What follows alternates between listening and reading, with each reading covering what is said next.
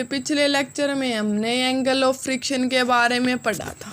ठीक है, आज हम पढ़ रहे हैं एंगल ऑफ रिपोज, या फिर आप उसको एंगल ऑफ स्लाइडिंग भी बोल सकते हो। अब देखो एंगल ऑफ रिपोज के अंदर क्या होता है।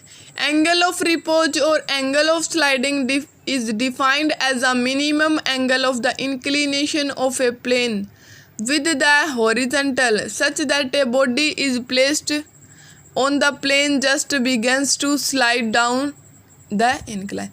ये क्या होता है आपके पास, मिनिमम एंगल ऑफ इंक्लिनेशन होता है। ठीक है, सबसे पहले आपने क्या लिया, देखो सबसे पहले आपने लिया इंक्लाइंड प्लेन। ये क्या है आपका इंक्लाइंड प्लेन। ठीक है, इंक्लाइंड प्लेन ले लिया। फिर आपने ये लिया कि जो इंक्लाइंड प्लेन है ना, ये वाला इंक्लाइंड प्लेन, ये क्या बना रहा है, एंगल अल्फा बना रहा है ओरिजेंटल के साथ। ठीक है, तो अल्फा क्या हो गया आपका, एंगल ऑफ इंक्लिनेशन। फिर आपने क्या किया, उसके ऊपर क्या रख दिया, एक ब्लॉक रख दिया। फिर आपने उसके ऊपर एक ब्लॉक रख दिया। फिर जो वेट है डब्लू, वो नीचे की तरफ लगेगा। वो नीचे की तरफ क्यों लगेगा, सेंटर ऑफ ग्रेविटी के कारण। डब्लू इज इक्वल टू आपके पास क्या होता है, mg। तो डब्लू की जगह आपने क्या पुट कर दिया, जी। सेंटर ऑफ ग्रेविटी के कारण क्या होगा, वो नीचे आएगा। तो जितना आपका वेट नीचे लगेगा ना, उतना ही आपका ऊपर क्या होगा, नॉर्मल रिएक्शन आर। जितना ही आपका क्या होगा, वेट नीचे की तरफ लगेगा, उतना ही आपका वेट क्या होगा, उतना ही आपका ऊपर क्या लगेगा, नॉर्मल रिएक्शन। फिर आपने ले लिया कि यहाँ पे आपके पास एंगल क्या बना रहा है, अल्फा बना रहा है। ठीक है, तो जिस साइड आपके पास एंगल होता है ना, उस साइड क्या होता है, कोस वाला कंपोनेंट होता है। तो mg था, तो इस साइड क्या हो गया आपका mg कोस अल्फा। जो परपेंडिकुलर साइड हो गई उसके पास, उसमें आपके पास कौन सा एंगल हो गया, mg साइन थीटा। जो F है वो क्या लग रहा है आपके पास, जो फोर्स ऑफ फ्रिक्शन है। और जो मोशन है वो कौन सी डायरेक्शन में लगेगा, इस वाले डायरेक्शन में लगेगा। जो फोर्स ऑफ फ्रिक्शन इस वाली साइड में लगेगा। ठीक है, ये अपोजिट डायरेक्शन में क्यों लगेगा, according to Newton third law, every action has equal and opposite reaction. फिर आपने इस पॉइंट को नाम दे दिया ए, बी और सी। सबसे पहले आपने क्या किया, एक इंक्लाइंड प्लेन ले लिया, वो कौन सा एंगल बना रहा है, अल्फा एंगल। फिर आपने क्या रखा, इसके ऊपर एक ब्लॉक रख दिया। ठीक है, वेट क्या लग रहा है, इसके ऊपर वेट लग रहा है mg। वेट mg नीचे की तरफ लग रहा है, क्यों लग रहा है, सेंटर ऑफ ग्रेविटी के कारण। यहाँ पे आपने ले लिया एंगल कौन सा बना रहा है, अल्फा एंगल। तो जिस साइड एंगल अल्फा होता है, उस अल्फा या फिर थीटा होता है, उस साइड क्या होता है, कोस वाला कंपोनेंट। और उससे परपेंडिकुलर वाली साइड क्या होता है, साइन वाला कंपोनेंट। तो इस वाली साइड आपके पास हो गया mg कोस अल्फा, इस वाली साइड आपके पास परपेंडिकुलर साइड में हो गया आपके पास mg साइन अल्फा। तो F क्या है आपके पास से, जो फ्रिक्शन है वो लग रहा है। ठीक है, तो F की वैल्यू आपके पास क्या थी, म्यू इंटू आर। आपने पिछले वीडियोस में कर रखा है ये। आपने इसको पॉइंटर के नाम दे दिया ए, बी और सी। अब देखो इसके अंदर आपके पास क्या है, एंगल ऑफ रिपोज और एंगल ऑफ स्लाइडिंग। इसको आप एंगल ऑफ रिपोज भी बोल सकते हो और एंगल ऑफ स्लाइडिंग भी बोल सकते हो। Is defined as a minimum angle of inclination of a plane with the horizontal. जो हॉरिजॉन्टल के साथ जो मिनिमम एंगल बनाएगा ना, उसको आप क्या बोलोगे, एंगल ऑफ रिपोज या फिर angle of sliding. Such that a body placed on the plane just begins to slide down the incline. इसके अंदर आपके पास क्या होगा, जो बॉडी होगी वो प्लेस्ड हो जाएगी किसके ऊपर, plane, on the plane, plane के ऊपर। ठीक है, just begins to slide down the incline. अब देखो it is represented by alpha. जो एंगल ऑफ रिपोज है उसको आप किससे रिप्रेजेंट करोगे, अल्फा से।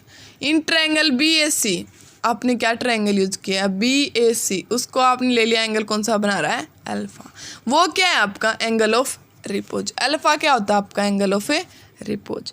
अब देखो the various forces involved are. इसके अंदर कौन कौन से फोर्स इन्वॉल्व होंगे। सबसे पहला पॉइंट है जो वेट है mg on the body acting vertically downward. जो वेट है mg वो कौन सी डायरेक्शन में लग रहा है, नीचे की डायरेक्शन में। नीचे की डायरेक्शन में क्यों लग रहा है, वो सेंटर ऑफ ग्रेविटी के कारण। कौन सी डायरेक्शन में लगेगा, नीचे की डायरेक्शन में। तो weight mg of the body acting vertically downward. जो नॉर्मल रिएक्शन R होगा ना, वो कौन सी डायरेक्शन में लगेगा, ऊपर की डायरेक्शन में लगेगा। Normal reaction R acting perpendicular to A B. जो नॉर्मल रिएक्शन आर होगा वो परपेंडिकुलर होगा किसके, ए बी के। जो थर्ड पॉइंट होगा वो क्या होगा, force of friction F acting up the plane A B. जो फोर्स ऑफ फ्रिक्शन एफ लगेगा वो कौन से प्लेन के ऊपर लगेगा, ए बी के ऊपर। ये यहाँ पे कौन सा लगेगा, फोर्स ऑफ फ्रिक्शन। अब देखो जितना यहाँ पे एफ लग रहा है ना उतना यहाँ पे क्या है, एम जी साइन अल्फा। तो एफ इजिकल टू आप लिख सकते हो एम जी साइन अल्फा। इसको आपने ले लिया इक्वेशन फर्स्ट। जितना यहाँ पे आर लग रहा है ना उतना ही नीचे क्या लग रहा है, एम जी कोस अल्फा। तो आर इजिकल टू आप क्या लिख सकते हो, एम जी कोस अल्फा। इसको आपने ले लिया इक्वेशन फर्स्ट और R equal to M G cos alpha को आपने ले लिया इक्वेशन सेकंड। अब आप क्या करोगे, डिवाइड करोगे। डिवाइडिंग इक्वेशन फर्स्ट है बाय सेकंड। आपने क्या किया, सबसे पहले फर्स्ट और सेकंड इक्वेशन बनाई। यहाँ पे आपके पास क्या लग रहा था, फोर्स ऑफ फ्रिक्शन इस वाले डायरेक्शन में, और जितना यहाँ पे फोर्स ऑफ फ्रिक्शन लग रहा था ना उतना यहाँ पे क्या है आपके पास, एम जी साइन अल्फा। तो आपने क्या पुट कर दिया, F equal to M G sine alpha. इसको आपने ले लिया इक्वेशन फर्स्ट। जितना यहाँ पे आर नॉर्मल रिएक्शन लग रहा है ना उतना ही नीचे क्या लग रहा है, एम जी कोस अल्फा। तो आर इजिकल टू आपने क्या पुट कर दिया, एम जी कोस अल्फा। इसको आपने ले लिया इक्वेशन सेकंड।